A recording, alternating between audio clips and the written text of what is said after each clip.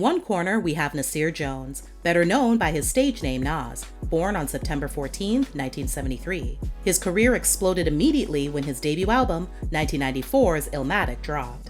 It received worldwide acclaim and has gone down in history as one of the greatest hip-hop albums of all time. Since then, he's gone on to release 15 other studio albums over the last 30 years. In the other corner, we have Shawn Carter, better known by his stage name Jay-Z, born on December 4, 1969. He too achieved great success right out of the gate when his debut album dropped 2 years after Nas, titled Reasonable Doubt. It contains several hits that made it into the top 10 on the rap chart. Throughout his career, he's gone on to produce numerous platinum albums, conduct many lucrative business ventures, and became hip-hop's first billionaire.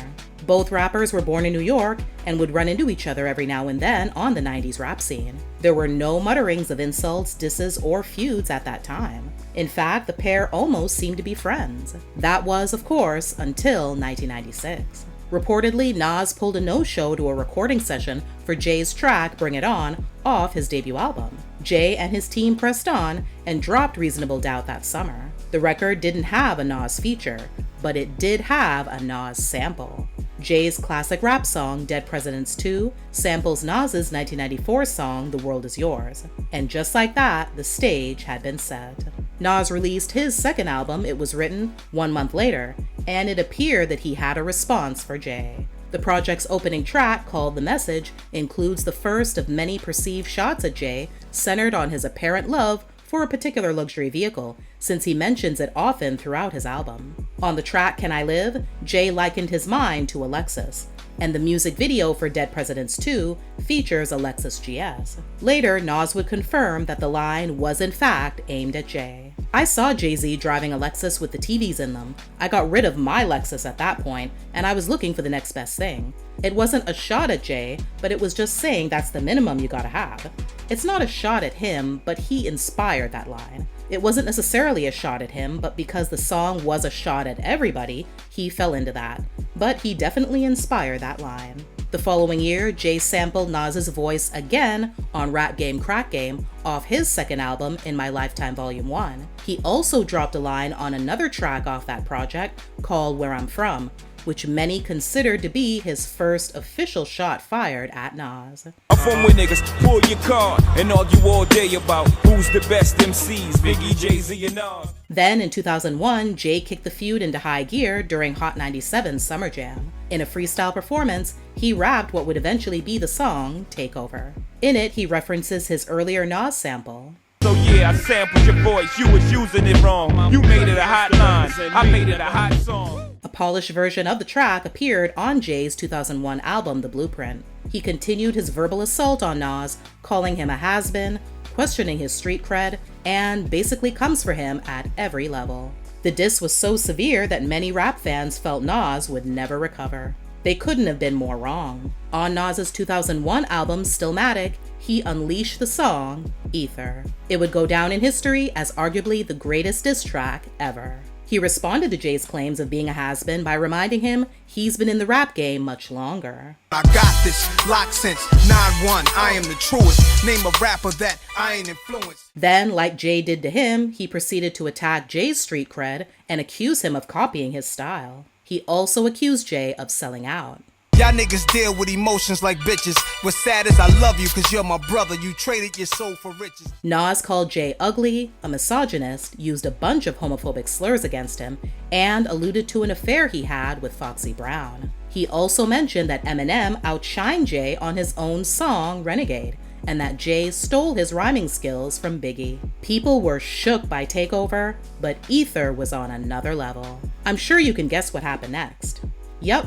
More back and forth. Jay was not about to let Nas have the last word, so he released Super Ugly, which samples Nas's own Got Yourself Up and Dr. Dre's Bad Intentions.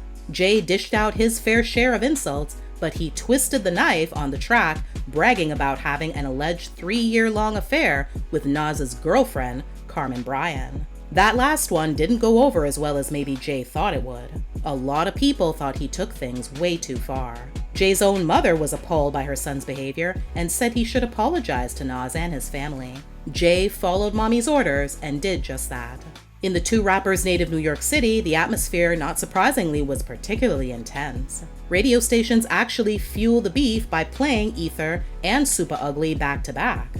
At one point, a poll was done with majority of listeners saying they preferred the former song to the latter. Since the release of Ether, the song has frequently been used as a verb to denote one rapper asserting their dominance over another using a diss track, and also became quite symbolic with rappers interpreting it for their own beef purposes. One well-known example is Remy Ma's Sheether, aimed at Nicki Minaj.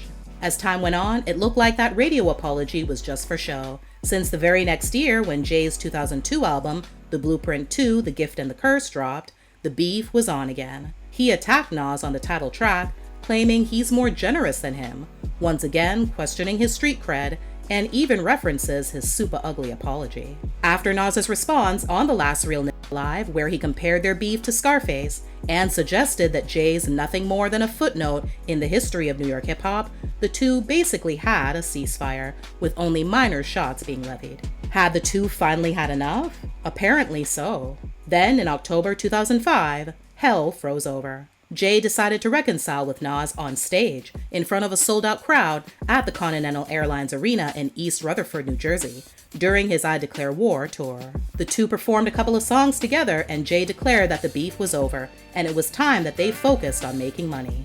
A year later, Nas ended his deal with Columbia Records and signed with Def Jam, now headed by, you guessed it, Jay. Shortly after, they officially teamed up for the first time on the song Black Republican, off Nas's 2006 album, Hip Hop Is Dead.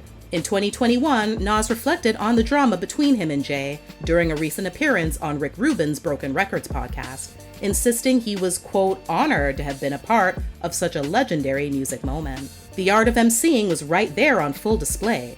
It was like, if you're in the rap game, this could happen, a battle. It was like, this rap thing is real. A battle could really happen. So I was honored to have that part of my life happen because that's how I saw the greats do it coming up. I saw some of the greats do it. More than 2 decades after their infamous feud began, the former enemies remain on good terms. Nas even revisited their historic rivalry on the track Fun off his 2022 album King's Disease 3, and reveals that him and Jay are now able to laugh about the past.